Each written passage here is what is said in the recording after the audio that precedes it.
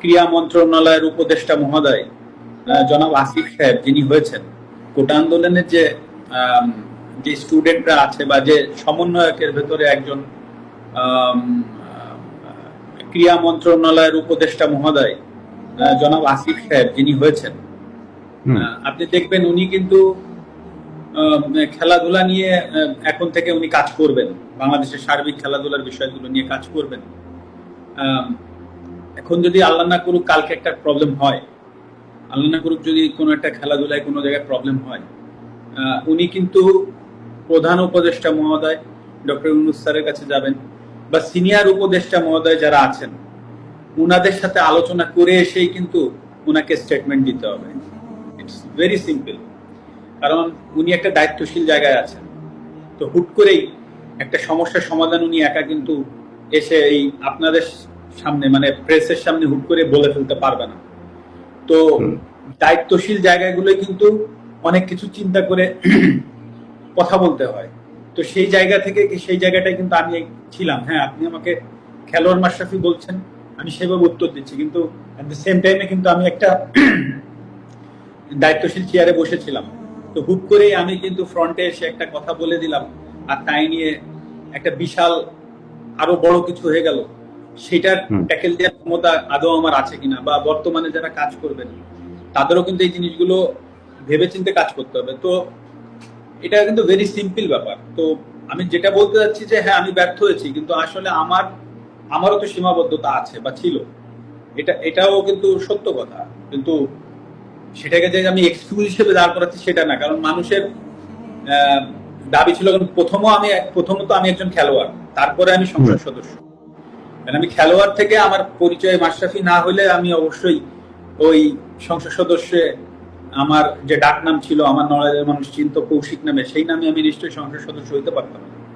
তো খেলোয়াড় মাশরাফির জায়গায় যে আমি ব্যর্থ হয়েছি সেটা কিন্তু আমি একবারও বলছি না। বাট আপনি এট দ্য সেম টাইমে ভাবেন যে আমি একটা সংসদ সদস্য ছিলাম একজন, সেই পজিশন থেকে হুট করে আমি একটা মন্তব্য করার থেকে বরঞ্চ আমি ওইখানে যে সমাধানের চেষ্টা করাটা আমার জন্য আরো ইজি হইতো, বা আমি সেটাই চেষ্টা করেছি, সেটা হয়তো আমি পারিনি।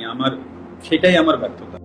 ক্রীড়া মন্ত্রণালয়ের উপদেষ্টা মহোদয় জনাব আসিফ সাহেব যিনি হয়েছেন, কোটা আন্দোলনের যে স্টুডেন্টরা আছে বা যে সমন্বয়কের ভেতরে একজন ক্রীড়া মন্ত্রণালয়ের উপদেষ্টা মহোদয় জনাব আসিফ সাহেব যিনি হয়েছেন, আপনি দেখবেন উনি কিন্তু খেলাধুলা নিয়ে এখন থেকে উনি কাজ করবেন, বাংলাদেশের সার্বিক খেলাধুলার বিষয়গুলো নিয়ে কাজ করবেন। এখন যদি আল্লাহ না করুক কালকে একটা প্রবলেম হয়, আল্লাহ না করুক যদি কোনো একটা খেলাধুলায় কোনো জায়গায় প্রবলেম হয়, উনি কিন্তু প্রধান উপদেষ্টা মহোদয় ডক্টর ইউনূস স্যারের কাছে যাবেন বা সিনিয়র উপদেষ্টা মহোদয় যারা আছেন উনাদের সাথে আলোচনা করে এসেই কিন্তু উনাকে স্টেটমেন্ট দিতে হবে। It's very simple. কারণ উনি একটা দায়িত্বশীল জায়গায় আছেন, তো হুট করেই একটা সমস্যার সমাধান উনি একা কিন্তু এসে এই আপনাদের সামনে মানে প্রেসের সামনে হুট করে বলে ফেলতে পারবে না। তো দায়িত্বশীল জায়গাগুলো কিন্তু অনেক কিছু চিন্তা করে কথা বলতে হয়। তো সেই জায়গা থেকে সেই জায়গাটায় কিন্তু আমি ছিলাম। হ্যাঁ, আপনি আমাকে খেলোয়াড় মাশরাফি বলছেন, আমি সেভাবে উত্তর দিচ্ছি, কিন্তু এট দ্য সেম টাইমে কিন্তু আমি একটা দায়িত্বশীল চেয়ারে বসেছিলাম। তো হুট করেই আমি কিন্তু ফ্রন্টে এসে একটা কথা বলে দিলাম, আর তাই নিয়ে একটা বিশাল আরো বড় কিছু হয়ে গেল। সেটার ট্যাকেল দেওয়ার ক্ষমতা আদৌ আমার আছে কিনা, বা বর্তমানে যারা কাজ করবেন তাদেরও কিন্তু এই জিনিসগুলো ভেবেচিন্তে কাজ করতে হবে। তো এটা কিন্তু ভেরি সিম্পল ব্যাপার। তো আমি যেটা বলতে চাচ্ছি যে হ্যাঁ, আমি ব্যর্থ হয়েছি, কিন্তু আসলে আমারও তো সীমাবদ্ধতা আছে বা ছিল। এটাও কিন্তু সত্য কথা। কিন্তু সেটাকে যে আমি এক্সকিউজ হিসেবে দাঁড় করাচ্ছি সেটা না, কারণ মানুষের দাবি ছিল। প্রথমত আমি একজন খেলোয়াড়, তারপরে আমি সংসদ সদস্য।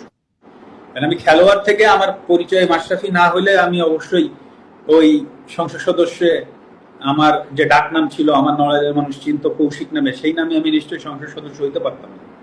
তো খেলোয়াড় মাশরাফির জায়গায় যে আমি ব্যর্থ হয়েছি সেটা কিন্তু আমি একবারও বলছি না। বাট আপনি এট দ্য সেম টাইমে ভাবেন যে আমি একটা সংসদ সদস্য ছিলাম একজন, সেই পজিশন থেকে হুট করে আমি একটা মন্তব্য করার থেকে বরঞ্চ আমি ওইখানে যে সমাধানের চেষ্টা করাটা আমার জন্য আরো ইজি হইতো, বা আমি সেটাই চেষ্টা করেছি, সেটা হয়তো বা আমি পারিনি। সেটাই আমার ব্যর্থতা।